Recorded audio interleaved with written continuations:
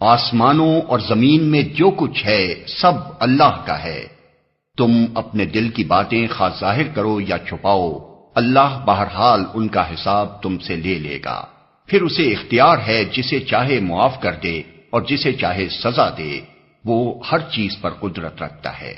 رسول اس ہدایت پر ایمان لایا ہے جو اس کے رب کی طرف سے اس پر نازل ہوئی ہے، اور جو لوگ اس رسول کے ماننے والے ہیں انہوں نے بھی اس ہدایت کو دل سے تسلیم کر لیا ہے۔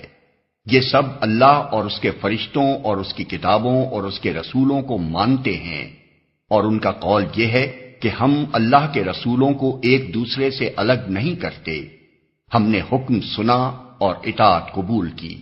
مالک، ہم تجھ سے خطا بخشی کے طالب ہیں اور ہمیں تیری ہی طرف پلٹنا ہے۔ اللہ کسی متنفس پر اس کی مقدرت سے بڑھ کر ذمہ داری کا بوجھ نہیں ڈالتا۔ ہر شخص نے جو نیکی کمائی ہے اس کا پھل اسی کے لیے ہے، اور جو بدی سمیٹی ہے اس کا وبال اسی پر ہے۔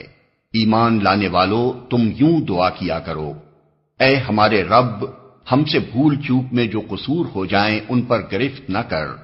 مالک، ہم پر وہ بوجھ نہ ڈال جو تو نے ہم سے پہلے لوگوں پر ڈالے تھے۔ پروردگار، جس بار کو اٹھانے کی طاقت ہم میں نہیں ہے وہ ہم پر نہ رکھ، ہمارے ساتھ نرمی کر، ہم سے درگزر فرما، ہم پر رحم کر، تو ہمارا مولا ہے، کافروں کے مقابلے میں ہماری مدد کر۔